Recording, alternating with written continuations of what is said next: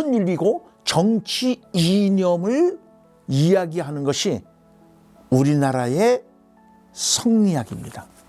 자, 그런데 또 중요한 건 이게 있습니다. 여러분들 정조 아시잖아요, 정조. 사실상 우리나라가 이제 영정조 시대 때 정치의 꽃이 피었다, 문화의 큰 발전이 이루어졌다라고 얘기합니다. 그러니까 우리서 정조를 대왕이라고 부르죠. 정조 대왕. 그 정조 시대 때 이제 유명한 사람이 누구냐면은 정약용이라는 사람이에요. 그래서 정조 때 이때 뭐가 들어오냐면 신학 사상이 들어와요. 그러니까 우리가 이제 흐름을 이렇게 보셔야 돼요. 어떻게 보시냐면은, 자, 중국의 성리학과 우리나라의 성리학을 비교를 하실 줄 알아야 돼요. 그래서 중국의 성리학은 관념론적이고, 그리고 우리나라 성리학은 아주 현실적이고 정치, 현실 정치라든가 이런 데에 좀 관심을 가져요. 그래서 이제 당파 싸움이 벌어지고 막 그러는데, 자, 요거를 갖다 또 대한민국의 성리학과 또 대한민국의 신학, 이걸 또 비교를 하셔야 돼. 그럴 때는 또 거꾸로 어떻게 되느냐? 대한민국의 성리학은 또 관념론적이고 이론적이야. 그런데 또 대한민국의 신학은 그것과 또 반대로 아주 실천적이고 실용적이고 과학적이고 이렇게 나가는 겁니다. 그래서 보세요. 정약용 얘기를 이제 끊어드리는데, 정약용 신학사상가죠. 신학사상가들에게 있어서 가장 핵심은 뭐예요? 서양의 과학사상을 받아들인 거예요. 그러니까 정약용이가 지렛대 원리를 이용하는 것들 있잖아요. 그래서 거중기를 만들어요. 그러니까 그 무거운 돌에 몇 개를 달아서 쉽게 할 수가 있었던 거예요. 그걸 2년 7개월 만에 수원성을 싼 거죠. 그러니까는 뭐 정조는 정약용만 보면은 야경이 오빠 이렇게 하고 뒤로 넘어지는 겁니다. 거기다가 아버지 찾아뵈려고 이제 산수 찾아뵈려고 그러는데 뭐 다리가 이 감이 있어서 그걸 못 넘어가. 그래서 에이 돌아가야 되니까 just a moment. 정약용이가 잠깐만. 그래갖고 배를 쫙 연결하죠. 그게 배달입니다. 배를 쫙 연결해갖고 딱 행렬로 이렇게 지나가도록 하고 그렇게 만들었죠. 그래서 그렇게 대단히 합리적이고 과학적입니다. 자, 그런데 제가 조금 아까 이렇게 말씀을 드렸죠. 대한민국의 성리학에서는 이황 선생과 이 선생이 있다 그랬잖아요. 이황 선생은 리, 이 선생은 기를 강조해요. 자, 그럼 리가 뭐고 기가 뭐냐? 리는요, 원리를 말하는 거예요, 원리.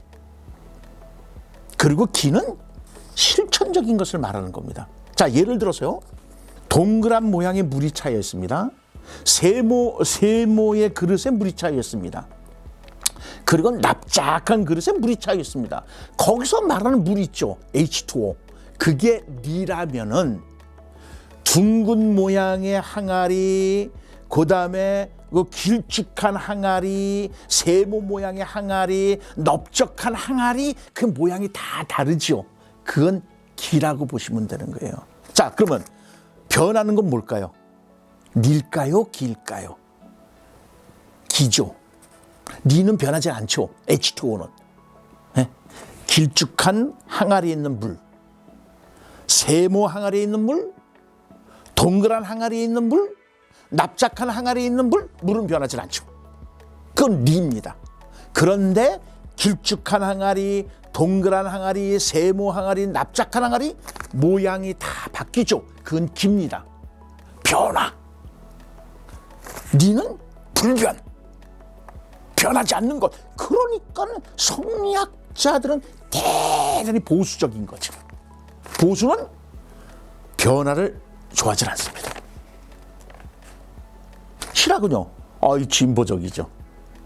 응? 변화를 꾀한단 말이에요. 그러니까 성리학자들이 이 신학사상가들을 좋아하겠습니까? 안 좋아해요. 그러니까 이 신학이 사실상은 성공을 못해요. 왜? 성리학자들이 딱 잡고 있는데 뭐. 그래서 기를 죽이는 건데 뭐. 그래서 우리나라 신학이 사실상은 좀 더 발전되고 성공을 했어야 되는데 이 성리학 때문에 사실상은 성공을 하지는 못합니다. 그래서 평등을 강조해요. 이 신학사상가는요. 성리학은 차별 딱 두잖아요. 아니에요, 여기는 평등이에요. 야, 양반 니네들도 일해. 일해서 먹고 살아. 이렇게 따지는 거예요. 그러니까 성리학자들이 좋아하겠냐고요. 아주 싫어하죠. 자, 그런데 실학사상가들은 그럼 누구로부터 영향을 받았냐? 이황으로부터 영향을 받았을까요? 이이로부터 영향을 받았을까요? 이이로부터 영향을 받죠. 왜요?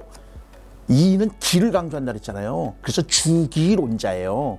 세상을 지배하는 게 뭐냐? 그러니까 주로 주기론이에요. 주로 기야. 그런데 성리학자들, 야, 세상을 지배하는 게 뭐야? 그러니까 에이, 니야. 그래서 주리론이라 그래요. 원리만 따지는 거죠. 그 사람들은요. 그래서 세상을 변화시키려는 이제 정약용. 아이고, 그러니까 말년이 이제 더러워지는 거. 아유, 죄송합니다. 더럽다는 게. 에이, 정조가 딱 죽으니까는 야, 귀양 보내 이렇게 되는 거잖아요. 그래서 오히려 정약용은 귀양을 가서 책을 뭐 한 500여 권을 쓰지 않습니까? 대단한 업적을 남기시죠. 그래서 실학사상가들은 서민들의 삶, 그래서 이용후생을 강조를 해요. 그리고 경제를 강조합니다. 경제. 이 경제는 어디서 나왔냐? 경세재민을 줄인 게 경제예요. 경세재민. 그래서 경제가 되는 거예요. 그러니까 철저하게 백성 편에 쓰는 거죠. 그래서 주로 실학사상가들은 몰락 양반들이 이렇게 이게 비주류야, 비주류. 주류는 성리학자들이고. 그래서 이 실학이 실패하는 원인이기도 합니다. 정책에 적극적으로 반영이 안 됐다라는 한계점을 가지고 있습니다.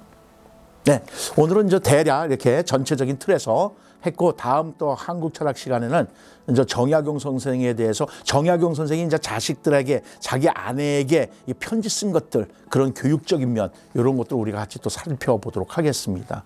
고려방송 애청자 여러분, 시청자 여러분, 감사합니다. 다음 꼭지에 다시 찾아뵙도록 하겠습니다. 바이바이.